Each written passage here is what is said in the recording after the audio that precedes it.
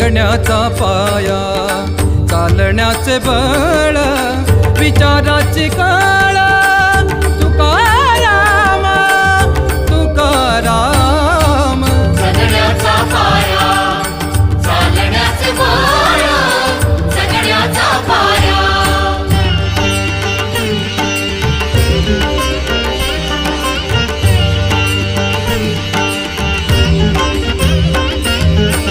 शब्दांचे इमान, अक्षरांचे रान, शब्दांचे इमान, अक्षरांचे रान, अभंगाचे पान.